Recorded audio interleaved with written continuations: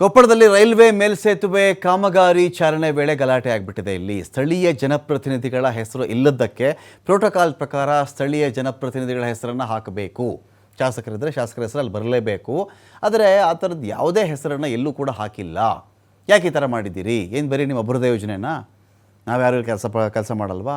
ಎಲ್ಲರೂ ಕಷ್ಟಪಟ್ಟಿಲ್ವಾ? ನಾವು ಈ ಜನಗಳಿಗೆ ನಾನು ಪ್ರತಿನಿಧಿ ಅಲ್ವಾ? ಈ ಗಲಾಟೆ ಶುರುವಾಗಿದೆ. ಇಲ್ಲಿ ರೈಲ್ವೆ ಸೇತುವೆ ಕಾಮಗಾರಿ ಬಿ ಸೋಮಣ್ಣ ಬಂದಿದ್ದರು, ಮಿನಿಸ್ಟ್ರು ಬಂದಿರೋ ಉದ್ಘಾಟನೆ ಮಾಡಬೇಕಾಗಿತ್ತು. ಕಾಮಗಾರಿಗೆ ಒಂದು ಚಾಲನೆ ಕೊಡಬೇಕಾಗಿತ್ತು. ಅಲ್ಲಿ ಕಾಮಗಾರಿ ಶುರು ಮಾಡಿ ಇನ್ನ ಅಂತ ಹೇಳಿ. ಈ ವಿಚಾರದಲ್ಲಿ ಏನಾಗಿದೆ, ಸ್ಥಳೀಯ ಜನಪ್ರತಿನಿಧಿಗಳ ಹೆಸರನ್ನು ಹಾಕದೆ, ಆಮಂತ್ರಣ ಪತ್ರಿಕೆಗಳು ಅದಿಲ್ಲದೆ, ಸರಿಯಾಗಿ ಕರೆಯದೆ, ನಿಮಗೆ ಬೇಕಾದಂಗೆ ನೀವು ಉದ್ಘಾಟನೆ ಮಾಡಿಕೊಂಡ್ರೆ ಹೇಗೆ ಅಂತ ಇಲ್ಲಿ ತಕರಾರು ಎದ್ದಿರೋದು.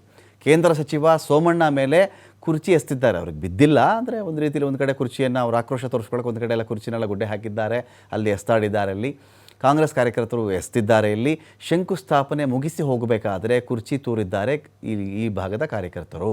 ವಿ ಸೋಮಣ್ಣ ಅಂಗರಕ್ಷಕರು. ಗಿಣಿಗೇರ ಟು ಮುನಿರಾಬಾದ್ ನಡುವಿನ ರೈಲ್ವೆ ಮೇಲ್ಸೇತುವೆ ಕಾಮಗಾರಿ ಇದು.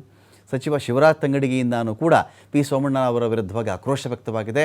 ನೇರವಾಗಿ ಸೋಮಣ್ಣ ಅವರಿಗೆ ತರಟೆಗೆ ತೆಗೆದುಕೊಂಡಿದ್ದಾರೆ ತಂಗಡಗಿ.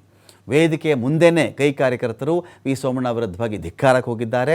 ವೇದಿಕೆ ಮುಂಭಾಗದಲ್ಲಿದ್ದಂಥ ಕುರ್ಚಿಗಳನ್ನು ಎಸೆದು ಕಾಂಗ್ರೆಸ್ ಕಾರ್ಯಕರ್ತರು ಆಕ್ರೋಶವನ್ನು ಹೊರಹಾಕಿದ್ದಾರೆ. ಉಸ್ತುವಾರಿ ಮಂತ್ರಿಗಳಿಗೆ, ಶಾಸಕರಿಗೆ, ಲೋಕಸಭಾ ಸದಸ್ಯರಿಗೆ ಕಲ್ಲು ಇಲ್ಲಿದೆ, ಕಲ್ಲು ಇಲ್ಲಿದೆ, ಕಲ್ಲಲ್ಲಿಲ್ಲ, ಅಲ್ಲಿ ಕಲ್ಲಿರೋದು ಇಲ್ಲಿ ಕಲ್ಲಾಗ್ತಾ ಇರೋದು ಇಲ್ಲಿ. ಅಲ್ಲಿ ಪೂಜೆಗೆ ದೇಶದ ಪ್ರಧಾನಮಂತ್ರಿಗಳು ನಿಂದೆಲ್ಲ ಅದು ದೇಶದ ಅದು ಅರ್ಥ ಮಾಡ್ಕೋಬೇಕು. ನಾವು ದಯವಿಟ್ಟು ಯಾರು ತಪ್ಪು ತಿಳ್ಕೊಂಡಿದ್ದು, ಎಲ್ಲೂ ಕೂಡ ಕಲ್ಲಿಗೆ ಹೆಸರು ಹಾಕಿಲ್ಲ ಅಂತ ಪ್ರತಿಯೊಂದು ಹೆಸರು ಕೂಡ ಹಾಕಿದೆ. ರೈಲ್ವೆ ಇಲಾಖೆಯಲ್ಲಿ ಒಂದು ಪೂಜೆ ಮಾಡ್ತಾ ಇದ್ದಾರೆ.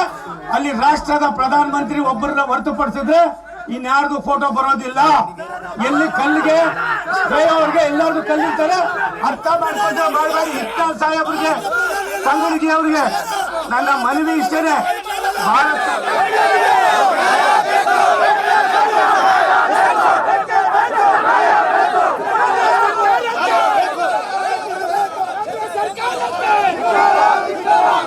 ಸರ್ಕಾರಕ್ಕೆ